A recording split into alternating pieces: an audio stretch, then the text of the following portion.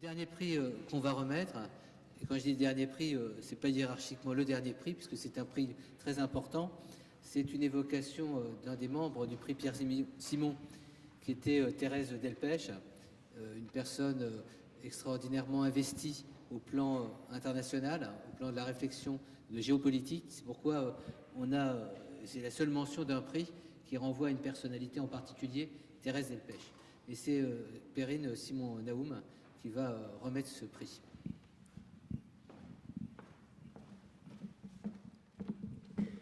Merci Emmanuel. Merci monsieur pour les mots que vous avez dit pour mon père. Je crois que son totem était Ibis persifleur. Voilà. Alors, je vous avais dit en commençant qu'il me semblait que chacun de ces prix faisait vivre une sorte d'alchimie. Et je crois que l'alchimie a opéré une fois de plus aujourd'hui. Pour moi, la boucle est bouclée entre la conférence inaugurale de Lionel Nakache, où il était question d'individus, où il était question de trouver la bonne distance, où il était question de transposer le savoir d'un domaine à l'autre, où il était question du savoir et de la connaissance de l'autre, et ce prix, donc, Thérèse Delpech, Pierre Simon, géopolitique et éthique.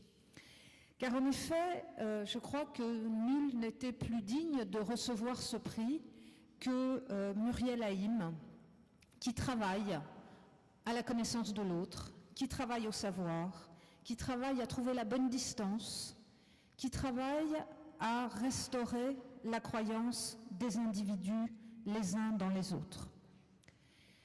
Éthique et géopolitique. Les deux termes peuvent paraître parfaitement antithétiques, je dirais encore plus aujourd'hui qu'hier. Et pourtant, je pense qu'on aura une idée, Muriel, à la fois de ton caractère et de ton action quand on saura le défi que tu as relevé de les concilier. De concilier deux inconciliables. De concilier deux inconciliables à travers sans doute les deux figures antithétiques que tracent aujourd'hui pour nous à la fois les institutions internationales mais aussi les médias, que sont les Israéliens et les Palestiniens. Car ton action sincère, je crois, dans la ligne de celle qui fut celle de mon père, entre, je dirais, tradition et transgression.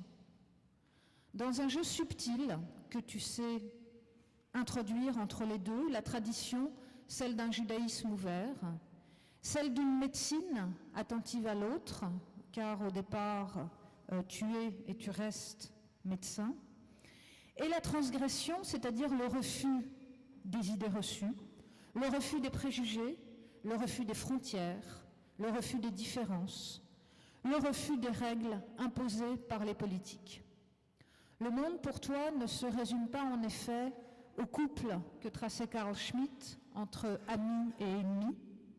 Il n'est ni simpliste, ni manichéen. Et tu souscrirais sans doute à cette idée du philosophe Maurice Merleau-Ponty que pour donner un sens à nos actions, il faut à la fois qu'elles rencontrent l'autre et le monde, l'un se confondant avec l'autre.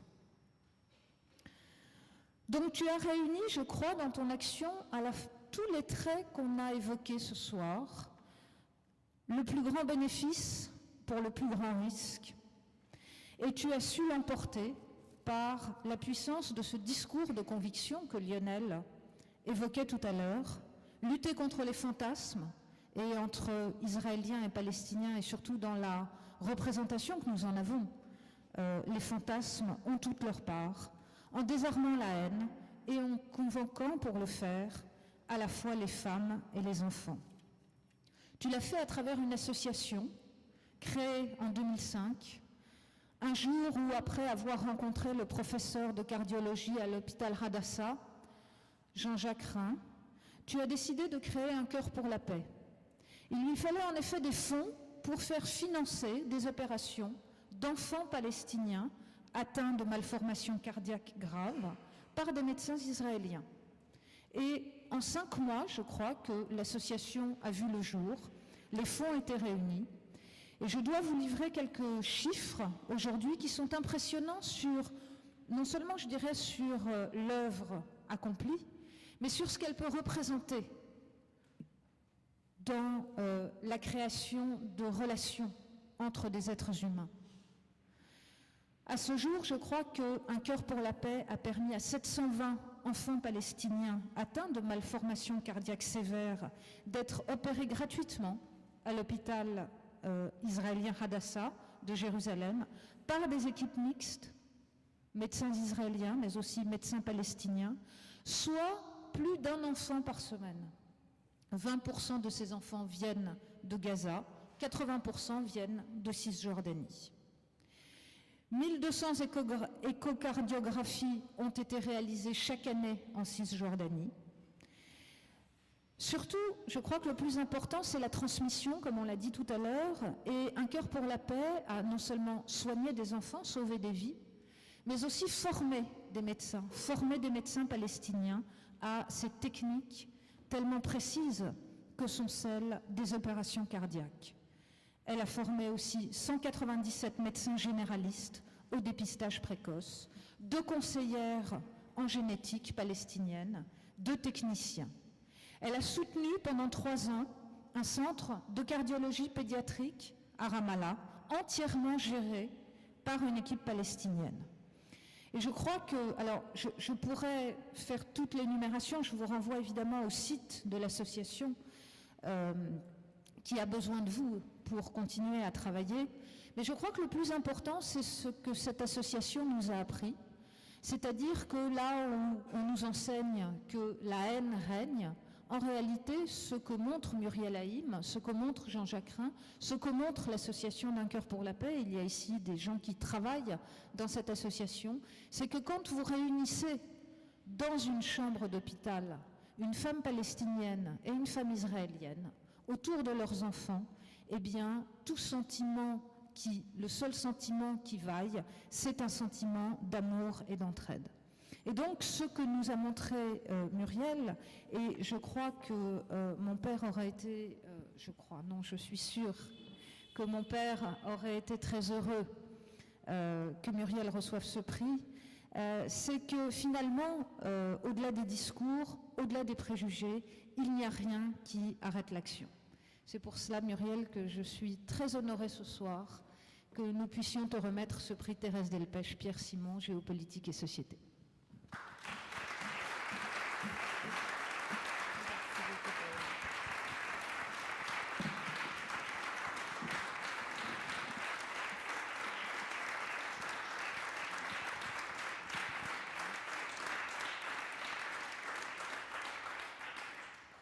Bonsoir, merci beaucoup Perrine. Et je suis très très honorée de recevoir ce prix, mais ce prix, ce n'est pas moi qui le mérite, c'est toute l'association Un cœur pour la paix dont beaucoup de membres sont ici, parce que c'est un travail collectif et que c'est ensemble qu'on le fait.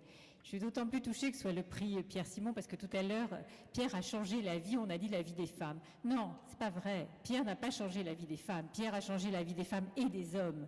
Et je crois que c'est quelque chose en permettant des relations complètement différentes. Et là encore, je crois c'est une différence qu'il refusait, c'est-à-dire que c'est l'humain dans son ensemble et c'est pas une sous-catégorie de l'humain, une catégorie de l'humain. Et le prix, que ce soit attaché aussi au nom de Thérèse Delpech, qui était tellement intéressée par l'international, c'est quelque chose, c'est vraiment là aussi un honneur en effet. Alors je vais peut-être vous raconter, nous dans l'association, on fait plus qu'on ne dit. Alors on avait des principes au départ, les principes étaient très très simples. On est là pour créer un pont et notre réussite, ce sera quand on pourra se désengager parce qu'on aura transmis un savoir. Alors je vais vous raconter, c'est une histoire qui est une belle histoire qui a commencé donc, comme Perrine le disait, il y a 12 ans. Et on a commencé au départ par répondre à quelque chose de très très simple. J'avais été avec des médecins français rencontrés à Hadassah, rencontrer le professeur Rhin, et je lui ai dit, mais qu'est-ce que vous faites pour les enfants palestiniens, pour les enfants syriens Alors il m'a dit, on fait, bien sûr, mais on a besoin de faire d'une façon plus régulière. Et je lui ai dit, de quoi as-tu besoin? Il m'a dit, j'aimerais opérer un enfant de plus par semaine. Bon, je lui dis d'accord, je vais revenir, c'est d'accord. Je suis rentrée en France avec des amis qui sont là. On a donc créé un cœur pour la paix. Et après, et donc ça s'est fait en septembre, on est revenu voir Jean-Jacques, on a opéré le premier enfant. Et puis au bout de quelques mois, j'ai dit à Jean-Jacques, allez, dis-moi, tu pensais que je reviendrais jamais? Il me dit, oui, bien sûr. J'étais sûre que tu ne reviendrais pas, que tu m'avais dit ça et que ça n'existerait pas. Et depuis, je peux vous dire que la coopération avec toute l'équipe du professeur Rhin a été extraordinaire. C'est un très très grand monsieur qui, depuis toujours, a toujours essayé de... Quand vous voyez Jean-Jacques Rhin, il fait presque 2 mètres, prendre un tout petit dans les bras comme ça, vous vivez un moment d'humanité extraordinaire. Et je crois qu'une partie de ce qui est possible, c'est son humanité qui se répand dans tout son service. Tout son service fonctionne comme ça. Je veux dire, et au départ, mettez-vous 12 ans en arrière, vous remémorez ce qu'on disait ce qu'on dit encore malheureusement sur les Israéliens et les Palestiniens, et on disait le fantasme qui c'était qu'on allait faire venir des enfants pour leur prendre la cornée, le cœur, le foie, enfin des choses horribles. Imaginez ces mamans palestiniennes qui, n'ayant aucune possibilité en Cisjordanie ou à Gaza, se sont quand même dit, eh bien on va tenter le coup, on va essayer, on va faire confiance. Et qui sont arrivés avec un enfant malade. Déjà, un enfant malade, c'est extrêmement angoissant. Un enfant malade du cœur, où on sait que c'est vital, c'est encore plus angoissant. Et l'amener dans un hôpital d'ennemis, parce qu'il faut appeler les choses telles qu'elles sont. Dans leur conception, ce sont des ennemis. Et voir que tout d'un coup, on vous dit, mais oui, madame, on va s'occuper de votre enfant, ne vous inquiétez pas. Nous avons, à l'hôpital Adassa, un taux de succès pour ces opérations. Nous nous occupons dans l'association Un cœur pour la paix que de problèmes cardiaques. 50% de nos enfants sont des nouveau-nés, c'est-à-dire quelques jours. 80% ont moins d'1 an. Alors si vous regardez, on en a la moyenne, l'âge médian est 2 ans, mais c'est parce qu'on a quelques personnes, quelques adultes que l'on prend quand même parce qu'ils ont été des enfants. Donc on les prend quand même, ce qui fait... mais 80% des enfants ont moins d'1 an, donc ça c'est quelque chose. Et les parents qui nous amènent leurs enfants savent très très bien que si ils ne pouvaient pas être opérés à l'hôpital Adassa, parce que ce sont des malformations très complexes, il y a des médecins parmi vous, il y a des enfants qui ont une transposition des gros vaisseaux ou qui ont un seul ventricule, eh bien ces enfants ne vivraient pas et qu'au lieu de partir avec leur enfant vivant dans les bras, les mamans iraient au cimetière les pleurer, ce qui est quand même un petit peu différent. Et la rencontre qui se passe à l'hôpital, parce que quelque chose d'extrêmement important, vous savez, une famille palestinienne, c'est en moyenne 80 personnes. On a, comme le disait Perrine, plus de 700 enfants qui ont été opérés, 720 très exactement. Ça veut dire qu'il y a plus de 50 000 personnes qui croient en un futur possible. Dans l'association, nous croyons beaucoup au rôle de la société civile. Cette société civile est extraordinaire en Israël parce que vraiment, de tous les côtés, vous regardez, il y a des gens qui travaillent ensemble, des gens qui dépassent les préjugés. Et je vais vous raconter une histoire. L'autre jour, j'étais à l'hôpital et je vois une maman que je reconnais avec un petit garçon qui a 4 ans. Et bien, ce petit garçon qui a 4 ans, il y a 4 ans, on l'avait fait opérer, c'est-à-dire que son père avait écrit à Jean-Jacques Rhin en disant « ma femme est enceinte et on nous a dit que l'enfant n'est pas viable, on vient de faire une écho, il n'y a que vous, qu'est-ce qu'on peut faire ?» Et Jean-Jacques Rhin avait donc dit « écoutez monsieur, vous habitez Ramallah, donc nous avons une consultation à Ramallah, allez faire vérifier le diagnostic ». Donc il y a eu une deuxième écho de fait, le diagnostic malheureusement a été confirmé, et donc Jean-Jacques a décidé de faire venir cette maman accoucher à Adassa parce que l'enfant était vraiment très très atteint. Le lendemain, il s'en est occupé bien entendu, et cet enfant est resté 31 jours en soins intensifs. Donc pendant ces 31 jours, on a vu la famille, on a vu régulièrement, et quand il est parti, rentré à la maison, il habitait donc Ramallah. Je lui ai dit, est-ce qu'on peut... on avait fait des photos avec son autorisation, bien sûr, de son fils, qui s'appelait Saleh. Et on lui a dit, est-ce qu'on peut mettre des photos sur le site? Il m'a dit, bien entendu, il nous a écrit une lettre et je veux vous aider. Et quelques mois après, il nous contacte et nous avons été avec Agnès et avec Pierre de l'association, il nous invite chez lui. Donc on arrive à Ramallah, on voit le bébé qui va très bien et Saïf, le père, nous dit « Mais comment vous êtes venu ?» On lui dit « On a pris un bus. » Il nous dit « Vous avez pris un bus arabe ?» Je lui dis « Oui, on a pris un bus arabe, il passe derrière chez moi, il arrive à côté de chez toi, donc pas tellement de problème. » Puis ça m'a intriguée quand même cette question. Et je me suis rendu compte que, en réfléchissant, j'ai cherché, j'ai creusé. Saïf venait tous les jours voir son fils. Donc il faisait Ramallah, Jérusalem, la porte de Damas. La porte de Damas, il prenait un taxi pour aller à l'hôpital.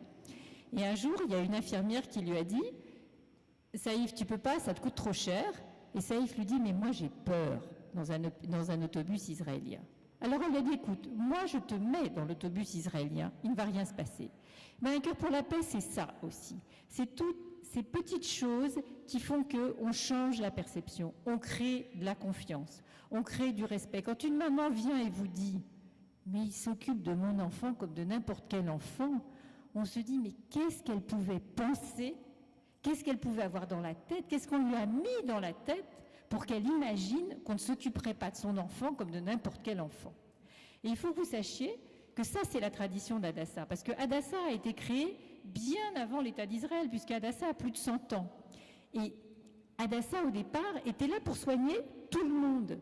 Ça nous paraît évident, nous, au XXIe siècle, mais à l'époque, en Palestine, l'hôpital français soignait les Français, l'hôpital italien les Italiens, l'hôpital allemand les Allemands, et les locaux, il n'y avait rien. Et donc Hadassah était le premier hôpital qui était ouvert à tout le monde. Et c'est d'ailleurs pour ça qu'il a été nominé en 2005 pour le prix Nobel de la paix. Et donc vous voyez que à travers ces petits gestes, à travers ces moments privilégiés, vous savez, parfois, souvent, les mamans palestiniennes ne parlent pas hébreu souvent, et pas beaucoup anglais. Mais quand un enfant va mal, les deux mamans, souvent, parce que par le hasard, elles sont dans la même chambre, parce que dans chaque chambre, il y a un enfant, il y a 2 enfants et 2 lits pour les mamans. Eh bien, elles se réconfortent l'une l'autre. Et puis, ça leur permet aussi de prendre confiance en elles. On a eu l'autre jour une maman très très jeune, elle avait 17 ans, et elle est venue avec son bébé, et elle avait l'air vraiment perdue. Son mari avait un dossier difficile à la sécurité, donc c'est elle qui est venue et on avait un petit peu de mal à le faire venir. Et on la sentait pas bien. Alors Ibrahim, qui est un des médecins palestiniens qui est en formation, lui a parlé, la secrétaire du professeur 1 qui parle arabe lui a parlé, tout le monde a été. Mais on lui a dit, écoute, si tu veux, on fait venir ton mari. Donc on fait venir son mari, ça nous prend 2 jours. Son fils allait bien, il avait été opéré. Et on a vu cette jeune femme dire à son mari, non, non, tu peux rentrer à la maison, c'est mon fils, je m'en occupe très bien.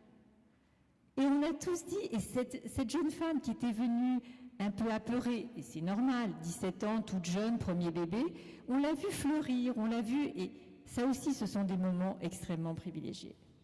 Alors, il y a une chose que l'on ne fait pas à l'hôpital Hadassah, nous ne faisons pas de politique, c'est-à-dire que nous soignons tout le monde.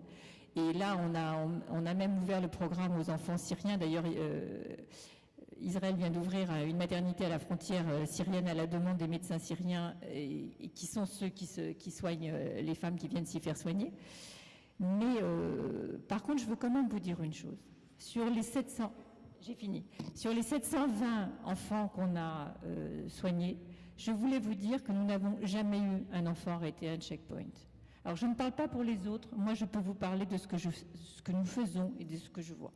Et donc, je sais qu'il y a une manière de faire et qu'il y a une propagande qui est désagréable. Moi, je sais que dans la vraie vie, dans la réalité, eh bien, ce genre de choses existe, et beaucoup plus que ça, puisqu'il y a 110 000 à 130 000 Palestiniens soignés tous les ans en Israël. Donc, je vous remercie de votre écoute.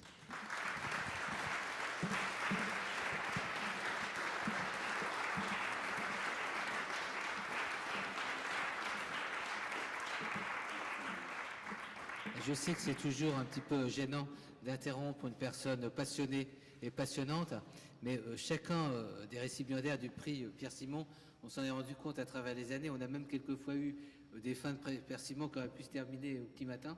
Donc, comme on a eu des contraintes, vous aurez su excuser mon indélicatesse à vouloir interrompre Muriel, que je connais depuis des années et dont je sais la valeur du travail. On va se quitter en prenant peut-être un verre pour celles et ceux qui le souhaitent. Merci en tous les cas d'être venus ici. Mais une observation qu'on peut faire, nous, en tant que membres du jury, c'est qu'on devrait remettre le prix Pierre Simon quasiment tous les jours, tant il y a des initiatives, des réflexions assez extraordinaires qu'on ne reconnaît pas assez dans ce qu'elles signifient d'un point de vue politique. Alors on le fait une fois par an, c'est une certaine contrainte déjà de le faire une fois par an, mais ayons une pensée pour toutes celles et ceux qui mériteraient ce prix Pierre Simon. C'est-à-dire, en tous les cas, pas le prix en tant que tel, mais les valeurs qu'on cherche à honorer, les valeurs de la démocratie, les valeurs d'une certaine forme d'exigence, de responsabilité. Et je trouve qu'à travers ce prix aujourd'hui, on a eu cette manière de rendre cet hommage. Donc vous êtes tous les récipiendaires, je ne sais pas si on dit récipiendaires, mais en tous les cas, c'est le mot que je trouve assez justifié. Vous êtes les porteurs de ce que vous incarnez aussi.